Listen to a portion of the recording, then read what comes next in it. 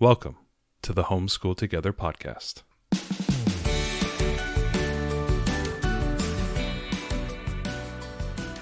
Where one working mom and a stay-at-home dad help you navigate the nuts and bolts of the growing and dynamic world of homeschooling. With a focus on early learners, like me.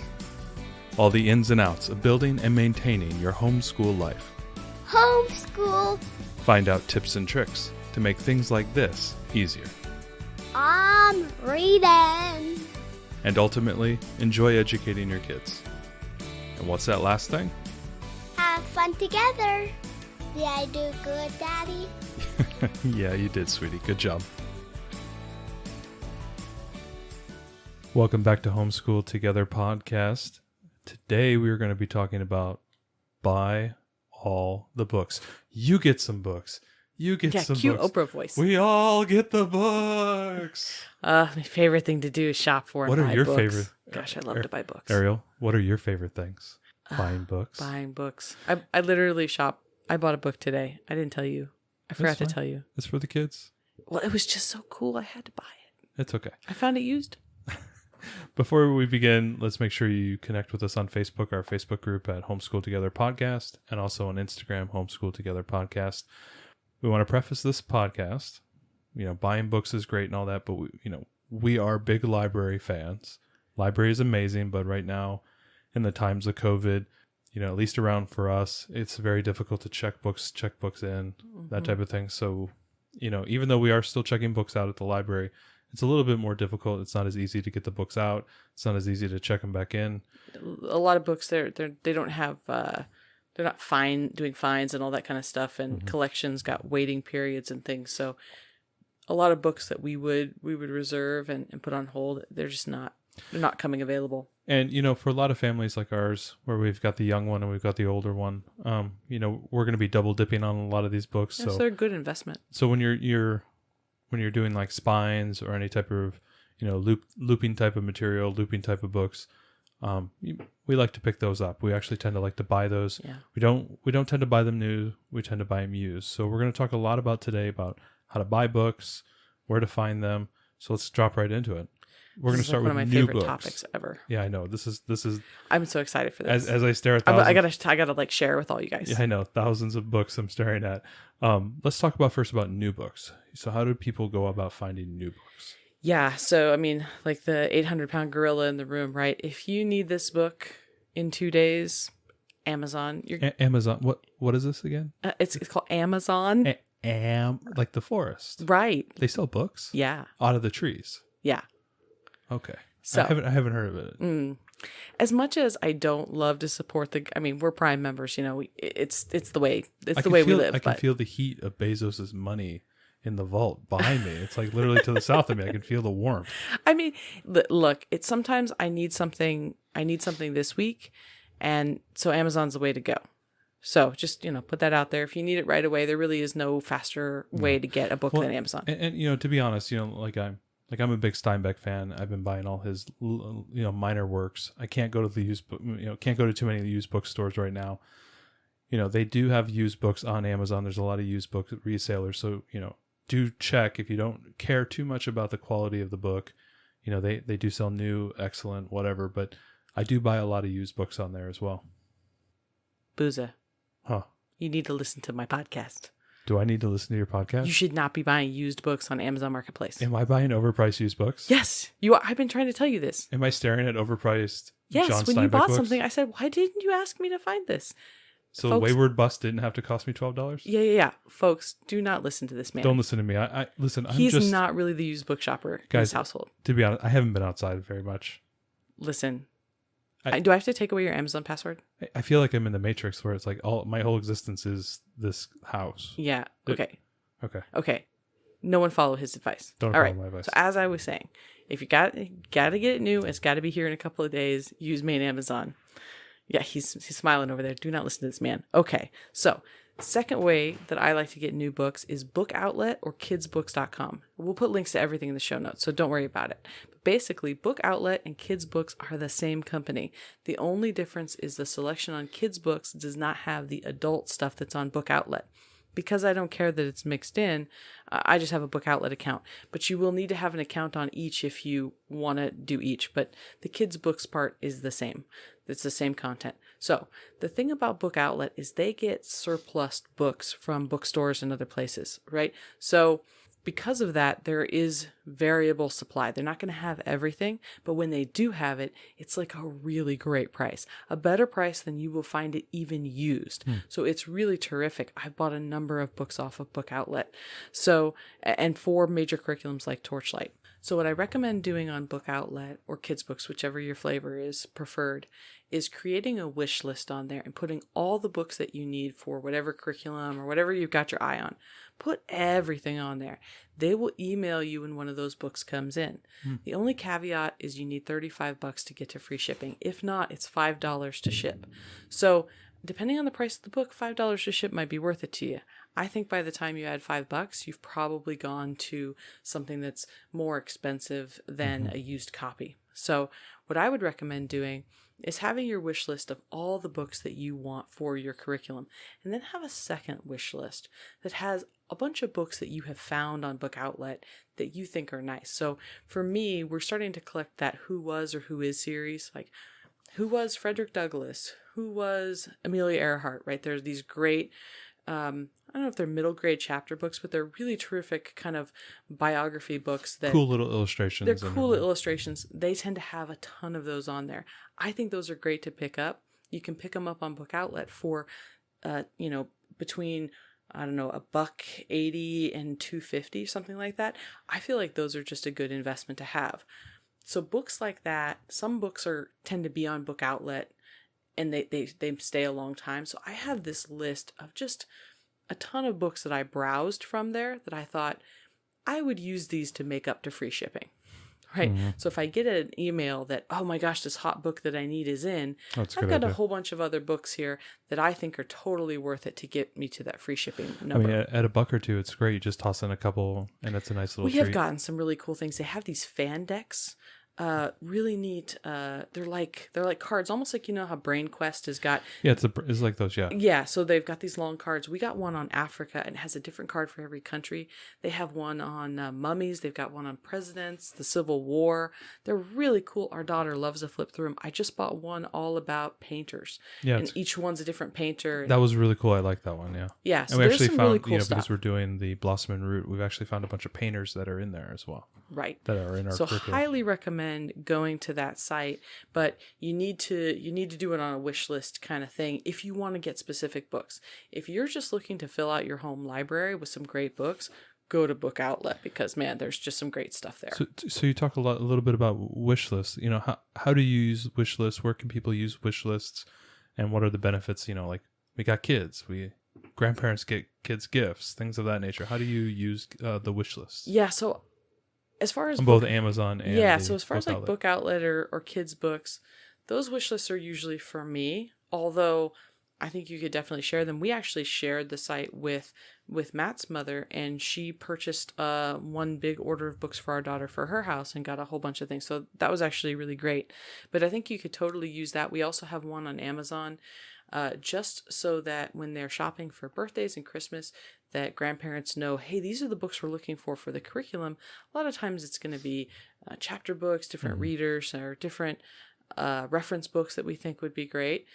You know, if I see something like, the DK Smithsonian series, folks, if you have not seen the DK Smithsonian series, like go look it up. They're gorgeous books, and I probably won't buy them for myself unless I do see them somewhere for a deal. So that's the kind of book that I would put on to have grandma buy. So something like that. I also have games on that list too because, you know, we love games. So that's just a great way to use wish lists. So those are the two sources kind of that I would use for new books. And then my favorite site for both new and used books is bookfinder.com. Now, let me settle in. Okay. Bookfinder is really terrific. It's one of those aggregators. So you're going to search for your book and it's going to tell you every site that has the book and what the price is. However, the better thing about Bookfinder is it actually includes the shipping to your zip code, which I think is terrific because I hate to see, this is the best price. Plus it's $5 to ship. shipping. Yeah, I hate that. So I really enjoy seeing that. So a couple of keys to Bookfinder. There's two sides to it. One will give you all the new prices. One will give you the used. When I'm buying something like Usborne books, for example, I just did this this morning, and I didn't tell you about it, but I bought this Usborne book. It was Lift the Flaps on World Religions. It was so great. And I ended up getting it from Book Depository in the UK. It was cheaper to buy it from the UK and have them ship it to the US. Wow. To buy it in the US. Wow. It's interesting. I mean, the book's going to get shipped here either way. Yeah, it's right. either going to get shipped to a retailer here and then I'm going to buy it, or it's going to get shipped direct to me from there. So, because that's where they're all made. So, Where did you get the Usborne early reader books? Did you get that from Bookfinder as well? I actually did. I used Bookfinder, and I actually ordered those from Amazon UK instead of Amazon US, because the Usborne readers, I think, were... we bought this amazing... This is like the Turbo Bob Books version from right. So Usborne. it's his first reader's library. Yeah. It's 50 books. I think it was $80 on the Usborne site, and then you have to pay shipping for that. Wow. And I think on Amazon it was maybe $70. I got it on Amazon UK for $44 with shipping because I use Bookfinder. Oh my gosh, that's like 50% off. You have to do that. Yeah. And with the tax and shipping and everything. So, highly recommend using Bookfinder. Couple of caveats to it, and I check it for everything before I order from anywhere. I check this. So the couple of caveats I have are: get a reliable ISBN number, because if you're just going to search on the name alone, you could get any edition of that book, right? Because it's looking at books all over the place. So get a reliable ISBN first. Sometimes I'll go to Amazon or similar and I'll pull the ISBN number, and then I can use that to search Bookfinder. So if you're looking for the ISBN number, if you find the book on Amazon, you scroll down in the product description. I know this because all my books have ISBN numbers. There will be an ISBN number. You can grab that. There's also an Amazon number, so be careful. You want the ISBN number. Right. There's an ISBN 10 and an ISBN 13. Either of them will work for Bookfinder. But that helps because it ensures that you're getting the right edition of the book. Mm-hmm. So use that when searching. The other thing I would say is when you find something, especially a used book, just triple check that it's what that the store marked that correctly. So one time I used Bookfinder, it was great. I wanted to buy this book called This Is How We Do It. This is how we do. Well, that's what showed up. Right. So I wanted to buy this book. It was about kids all over the world and how they live their lives and where they live and everything. And I got a great deal on it. That's awesome. And it was through the ISBN number, and I bought it from like ABE Books, from some independent bookseller, shipped to my house, and a Montel Jordan CD showed up. And so I was like, epic fail, right? I was still like, have that? And no, I think I donated to Goodwill. Oh. But so anyway, I'm looking at this and I'm going, how did these people screw this up? Who would want This Is How We Do It? I never connected that the names were the same. Like I had to contact customer service and they were like, ma'am, that's what you ordered. So anyways, I would just say cheesy 90s R&B. I would just say be a little bit cautious. Is that the 90s? That was. Oh yeah, totally. That was 90s. Yeah, 90s. Yeah, we were 90s. In like junior high when this was played at like junior high dances. Remember? I didn't go to those. Okay, well I went to those. Anyways, we're off topic. Point being, if you're gonna buy something used, just double check when you get to that. If you're going through Bookfinder, especially through like ABE, ABE Books is, I think they own the Bookfinder site. Anyway, they end up selling books from a whole bunch of independent bookstores. Okay. Goodwills all over the country and different independent bookshops and things will sell through ABE. And I actually I got a better price on that book I bought. I bought actually the Usborne World Religions. It was Book Depository through ABE. But if I had ordered from just regular Book Depository, it was more expensive. And it was new. So anyways, just make sure that after you select it, before you hit pay, you take a good look and make sure. But I've been able to get books. I can get picture books as low as $3.78 used. Wow. And I think that's a pretty, with shipping and everything. It doesn't include tax. So there will still be tax on top of that. The other thing I would mention about Bookfinder is that it includes the shipping, which I think is definitely a feature, not a bug. But if you're in the market for a number of books, you should definitely uncheck. It's just a checkable box right in the middle of the top of the screen when you're on the page where you're actually searching the prices for the books. So you type in the ISBN, you hit search. Right there it says, these prices include shipping. You can uncheck that box. So if I'm looking to buy 3 or 4 books, I might want to see what the cheapest price is without shipping so that I can get them bundled because I'm already going to meet some minimum shipping threshold anyhow. Okay, got it. So the only thing that doesn't apply, that would more be like for new books. When you're going for used books, and they're coming from ABE or Second Sale or one of these other places, those are coming from independent booksellers all around. And so you're not going to... A lot of them are used booksellers that are selling books out of the back shop. Like I know right. our bookseller here in town does that. Yeah. Right. And so the deal with that is you're not going to hit a minimum shipping.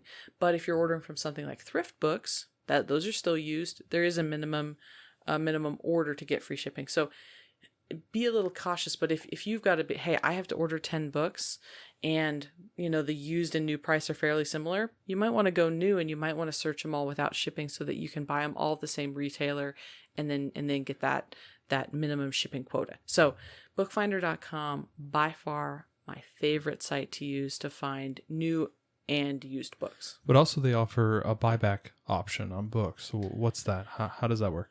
Right. Oh, so I love this. So one of the things about books, and it's hard with our kids and sometimes books get ruined, but we try to be very careful, especially with our more expensive books.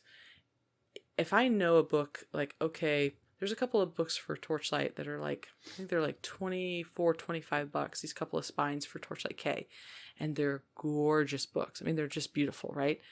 So one thing I'm thinking is, well, when we're done with this book, as long as we didn't trash it, which hopefully we won't, then I can always sell that to another family that's going to use Torchlight. Mm-hmm. That involves me putting a listing on Facebook Marketplace. Hey, I've got this book. I've got to then weigh it and do the postage for that. Go down to the postal service and go drop it off the post office. I got to do all that stuff, right? Well, instead, one option I could do is sell it back to one of these used booksellers who's going to sell it to somebody else.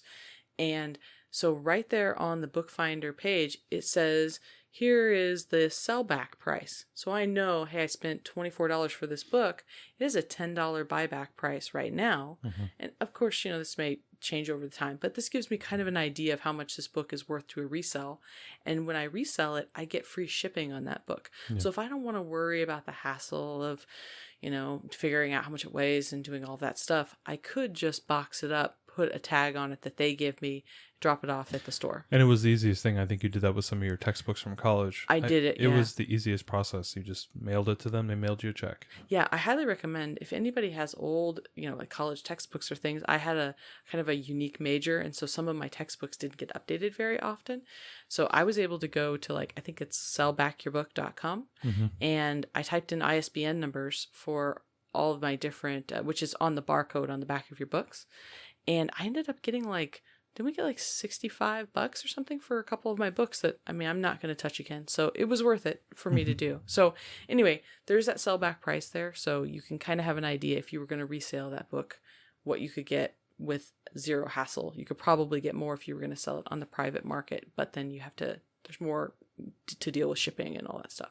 So obviously you have a secret love affair with bookfinder.com that I did not know about. I may or may not be on there all the time. Who is this guy Bookfinder and why are you sending him money? So if you want to know how deep this really is, okay. I know it is. It goes so deep. Okay. I know Christopher Nolan is confused. This is Inception level Bookfinder. This is Inception level confusion. So I actually have in Trello, right? I have a list for Torchlight K and Build Your Library K or 0, which we're doing together, all the books. I have the books? List of all. Buy all the books? Yeah, well, I have a list of all of them because, again, we don't know what the libraries can do, right? So I have a list of all the books that are called out.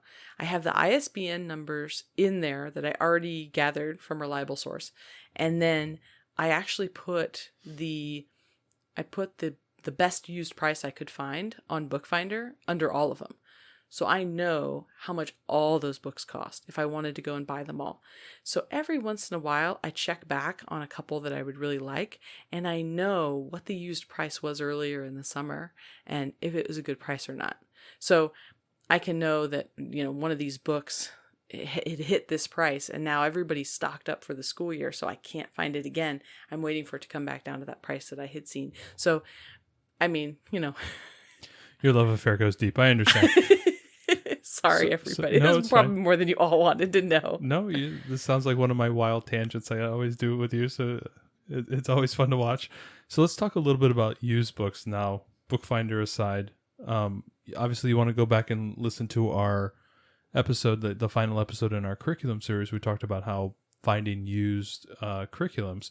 A lot of the same methods and ideas apply here as well for books. All those same sources, those Facebook groups, Absolutely. the homeschool consignment sales, stores, convention sales, they will all sell. And you books have as well. bought multiple books off a lot of these buy, sell, trade. I bought sites. so many books. I know you have. Yeah, it's worked really nice. What are the typical process? Can you maybe walk somebody through a process there? They've never done this before. What tools do they use? What apps do they use? Things of maybe walk them through. Yeah, so if you're on one of those Facebook groups, again, check out our Finding Used Curriculum, and in the show notes for that, you will see all of the links to all the different groups that I like to follow. Somebody will post pictures of the books with prices for how much those books are. They will not include shipping, typically, so you'll need to add $3 or $4 or whatever, depending on how much you buy. How do you pay these people? Is it PayPal? So it's all PayPal, and they need to invoice you, and then you pay that invoice. This is for services. You should not use friends and family, because that is not... I believe there's no way to refund that. Right. There's no way to... there's no recourse if you don't get your product. The other thing is... They do that. A lot of people tend to do the friends and family if they don't want to have the service fee for PayPal. That could get you in a little bit of trouble. Right. So only do the goods and services. Unless you're buying these books from a friend. Well, if you're getting them from a friend, that's totally different. But only use goods and services. A lot of these groups are run by resellers. So this is a lot of other homeschool moms and dads who find used books at library sales and other places, and then they resell them on these Facebook marketplaces. So they're businesses typically. So I haven't had any problems at all. You haven't heard of any scammers or anything of that nature? I really haven't. The only thing I've heard is some folks who haven't gotten the item, like it got lost in the mail or something, and they didn't have insurance, and it's like, well, who's responsible for this? So I would say if you get an order that is large, you might want to purchase the insurance for that so that you know that you're covered with the post office should anything happen. But it's all going to be sent media mail typically. Yeah, but even if you're doing anything like this, where you're buying off of, say, a Facebook or something of that nature, make sure your purchases are small enough that if you do get scammed, you're not scammed out of hundreds of dollars. Maybe maybe if you do run into a scammer or if there's a mistake, you're only out maybe a couple $dozen or something like that. Keep your purchases low just to be safe. Yeah, I think you're fully protected with PayPal if you do Correct. goods and services and you get insurance on the shipment. I think you're pretty well covered. I have bought a lot of things. I've never had any problems. Like I said, it's typically a lot of other homeschool moms and dads who are running their own resale businesses. And we all know homeschool people are the most upstanding human beings on the planet. I like to think so. I like to think so too. So continuing with the used books, there are a lot of places you can buy used books. So where are a few places that we like to go? So obviously there's your favorite local used bookstore, and you can oftentimes, if you don't want to drive around, you can call, find out what they've got. Half Price Books is another one, a little bit more expensive, but still, it's a good source. We have bought a ton of books at Thrift, Goodwill, Value Village, or Savers, depending on what area of the country you're in. These are all right. This is all just like you may see something. I collect DK Eyewitness books, and I have bought tons of them at Goodwill or Value Village over the years. But I'm not like specifically looking, I need this book to teach my kid this, right? Mm-hmm. So it's just, if I see them, I pick them up. Yeah, we have a good idea of here are the spines that we need. Here are the supplemental books that are required for the curriculum. But we also look for a lot of books that are just additional things that we know that we like. Like, for example, the DK stuff, or, we always get the Disney princess books, right? Those type of things. Right. We have all the big Disney hardback books that we've gotten that they don't make those anymore. So you have to get them from Thrift. So Thrift is a great source for books, but it's one of those things where it's a lot of hit and miss. It's hit and miss, and you have to just keep your eyes open. Yeah. We've gotten some terrific Usborne books and other things from Thrift. We've got a thrift store 3 miles from the house. A lot of times when we were working and going out and doing things, just swing by the thrift store real quick, see what they got. Sure. Pick out 1 or 2 books. And then if you just do that every week, all of a sudden you got hundreds of books, hundreds of kids' books. Right. And so one of our favorite things to do, Matt and I, this is how cool we are. We go out on a date day. We call it. Do you want to give them the secrets? we do the thrift crawl. The secrets to a successful marriage is going thrifting together. Well, we love to thrift together, and so we will actually go. We will plan a route where we're like going by 5 or 6 thrift stores for the day, and we plan lunch and dinner. We have a name for it. There's a Highway 99 in North Seattle, right? And we call it the 99 crawl. There's literally 10 or 12 thrift stores. So we just like hit them going all the way 20 up. miles. It's great, and we just. I will neither confirm nor deny that we have spent at least one childless anniversary day doing that.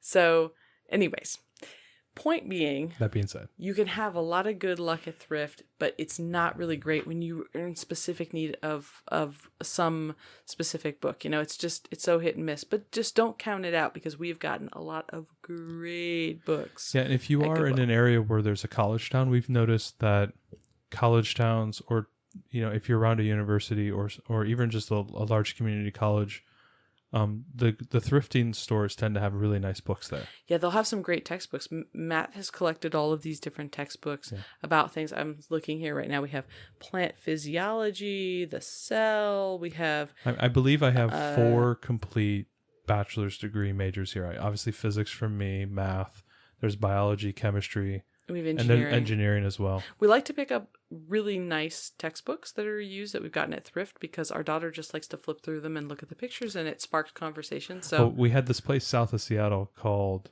what was it? Once Sold Tales. It doesn't exist anymore. Gosh. Where you could buy the books by the pound. Oh man, that place was awesome. We used to go there, it was like a warehouse. Didn't they have the cookies there? Yeah. They had Otis Spunkmeyer cookies that freshly were warm. baked, yes. Yeah. While you bought your books by the pound. And then they ended up going out of business, and they had this giant warehouse Maybe it was sale. because they were selling books by the pound. Maybe so. But they ended up going out of business. They sold a lot of stuff online. They ended up going out of business. They were so nice. I was so sad. But they had this thing where you could just fill up bags. We spent like 4 or 5 hours there just filling bags. It was like 50,000 square feet. Like they had multiple. Yeah. They had multiple warehouses. God, I love that. We thought it was just the one. Yeah. Anyways. That was sad. I loved that. We would drive like an hour just to go to that place. It was. Anyways. Go to IKEA, go to... It was great. Anybody in the local Seattle area that's been there, they it was know awesome. what we're talking about, yeah. So that's a great source. So obviously thrift, library book sales are really terrific. And some of the major library systems will have book sales a couple of times a year. Obviously right now, a lot of them are on hold, but look for that when this passes. There's consignment sales as well. Consignment sales is a great option. So there's kids consignment sales that happen. I don't know about your area, but all over our area, we have ones in the spring and then again in the fall, and they run a couple of days, and they'll be in, every few towns will have one. And I will usually a lot of them have gone online now due to COVID, and you actually purchase some stuff from. I have been purchasing books there. These consignment sales are great. They're a great place to sell your stuff, and a great place to get other things. Consignment stores are okay for books. I haven't had a ton of great luck. I know some people have great luck at consignment stores, but the large consignment sales where they rent out a church space or something, and they have this giant sale for like a long weekend, I have found some amazing book deals. Typically when you go the first day, everything's, it's good deals, and you find good games there too, as well as clothes and things. But so the first day is really great. They end up having, like, some of them, depending on it, end up having like the second to last day is 50% off, and then the last day is like 75% off. I will shop all 3 days. I remember we bought our Bumbos off of those. Oh yeah.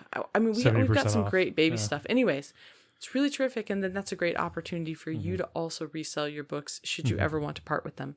So those are just some really great local options. If you have those in your area, keep those in mind, because you never know what you'll find at these kind of sales. And again, it's important, like we said it back on the Used Curriculum podcast, make sure you know what you got coming up.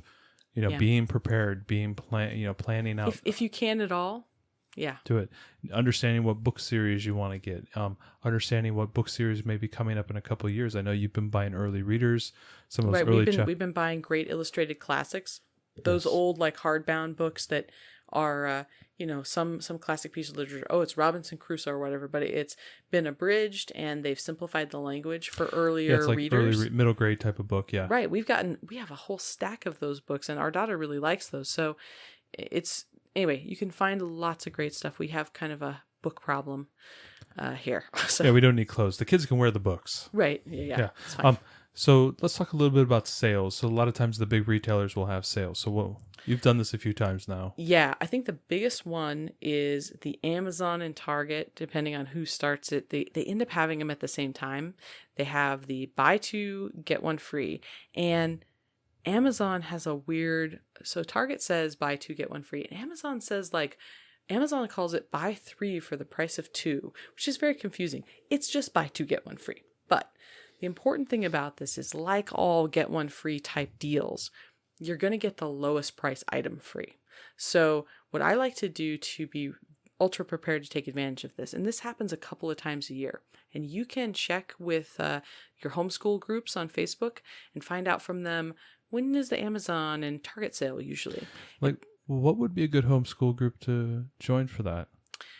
I mean, you could ask us, but I'm probably going to pull somebody else because I don't remember the last time I did it. I could probably look it up in my checkout history in Gmail. But yes, you could join Homeschool Together podcast and ask us, and I might be able to look that up in my purchase history. But so this sale and you can get really expensive books in these sales. It's not limited. Like I'm doing a whole, like my reading for next year I'm doing a whole Civil War thing, and you got me 3 or 4 really big, classic Civil War books. And they're really nice books. So, right, you can do very well. I think the thing is it is limited. It isn't every book. But the way to really take advantage of it, couple things. Again, with the lists. I think making lists is the best way to go. So I have a list at Amazon and I have a list at Target of all the books that I really want to buy for the curriculum next year. So when the sale comes up, it does a couple things. One, I can quickly scan and see which of the books on my list qualify for the sale and which ones do not. I can move quickly because some of the books might sell out, especially those Atlas of Adventures or Atlas of Animal Adventures, the ones for Torchlight. Those can sell out really quickly. The other thing is you need to group these all in individual sales of 3 books a piece, right?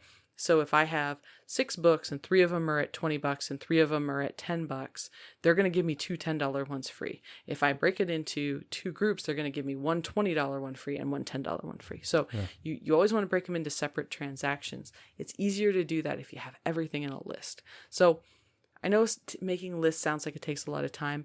I would just go for these ones. I would go for your big gets, the ones that you really need that are more expensive. I was able to get basically almost all of my spines for Torchlight and Build Your Library based on the last big Amazon and Target sale that happened early in the summer. So I did very well, and I got a bunch of books that I think were normally like $25, and I was able to get buy 2, get 1 free on a bunch of them. So it was a great deal. If you have to buy new and you have a little bit of time to wait for the sale, make your wish list. I think we have a bunch of other podcasts. We have some tools that we use to manage all of our books. We have some other things that we're going to talk about regarding books, but I think this was a really good intro. I think you've given a couple really good websites here that people should really definitely jump on.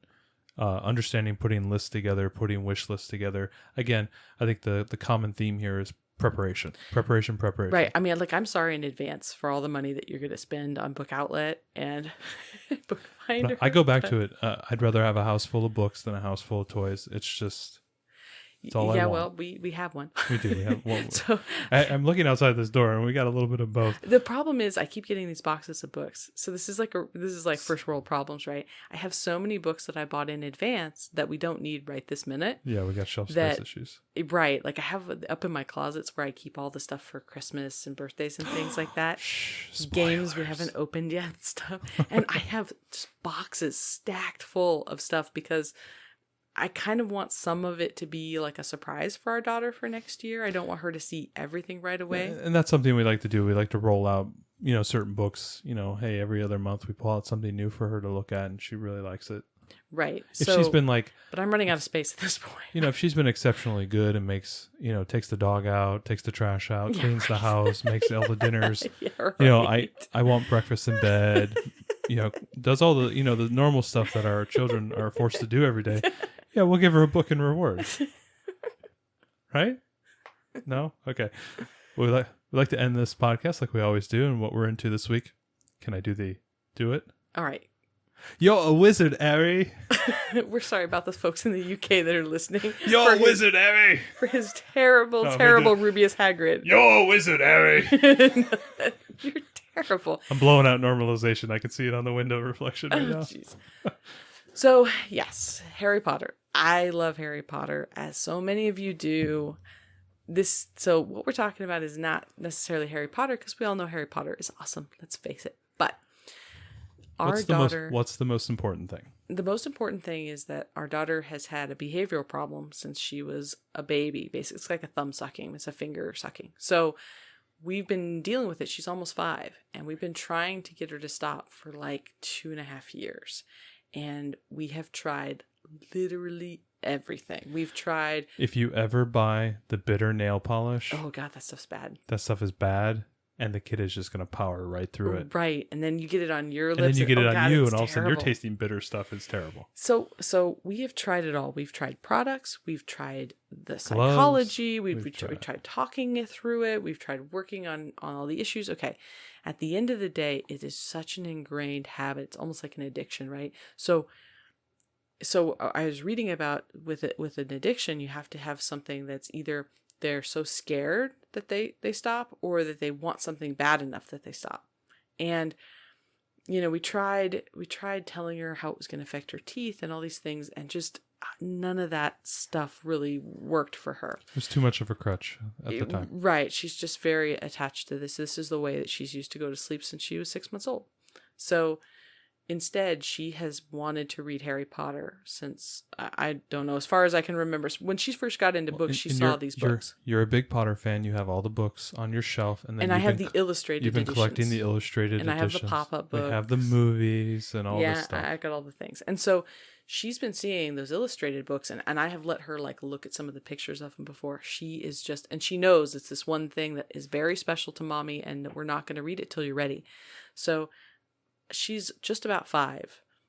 I would still not say that she's really ready to read Harry Potter and the Sorcerer's Stone. You've read her a couple chapters now, and sometimes she's a little lost. And right. Why don't you go through how you're reading it to her? Yeah, I think it's a really good way you're doing it. I don't think she's necessarily completely ready, but because we are using this to help with this behavioral problem, which, by the way, we're over a week in, and I think we're 8 days, and she has not sucked on them in 8 days. Alfie Cohn is, rolling his grave. Yeah, I don't think he's in the grave. So I think he's just rolling over. Okay.